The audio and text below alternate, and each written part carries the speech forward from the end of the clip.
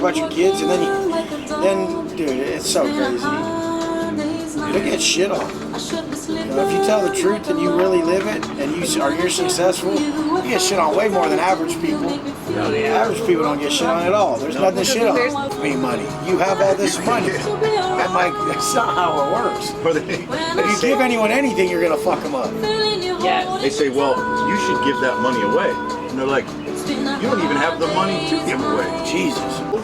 Your whole life is charity. Yeah, but they don't use the words, they don't use the wisdom, they don't use the knowledge you give, so it means nothing to them. That's what you're trying to teach them.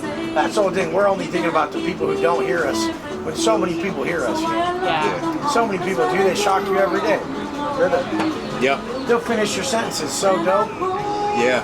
Yeah, and a lot of times those are the quiet ones too. The loud ones are the haters, so that those voices get louder. But there's so many guys that they don't say shit, they don't comment on anything, but they're just listening. Yeah, just soaking it up. Yep. Loyal followers. I mean, they think that you have to have this big ass following, and you just don't. You have to have a message that strikes everyone, and your message has to be there from inception.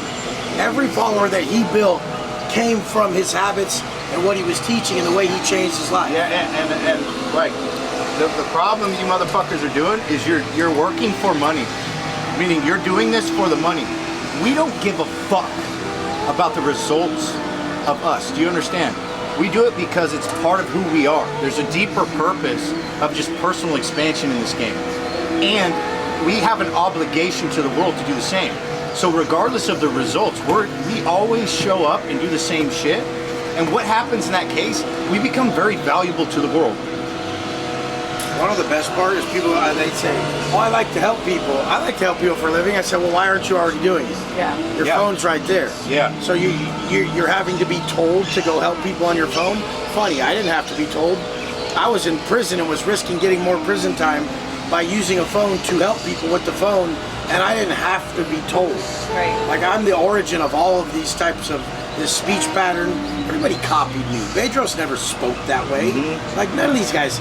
Andy Elliott didn't speak that way. He was a salesman. Yeah. And then they saw that it works, and like somehow that it's like they're like studiers of methods. I don't have a goddamn method. There's no fucking sales method that I use. Listen, motherfucker, go somewhere else then. I don't give a fuck to work with you. Like, you've seen what I've done. What the fuck? I'm gonna take it or leave it, you know? Brad Lee says I'm the master of the takeaway. I said, sometimes and sometimes not. I'm like, why do you guys have methods? Let me study this way of selling. I'm like, or I just gave it on the front end what worked. They loved what I did so much that there was like the law of reciprocity. They like just wanted to like give back to me because I already gave them their life back. They're like, I owe you this.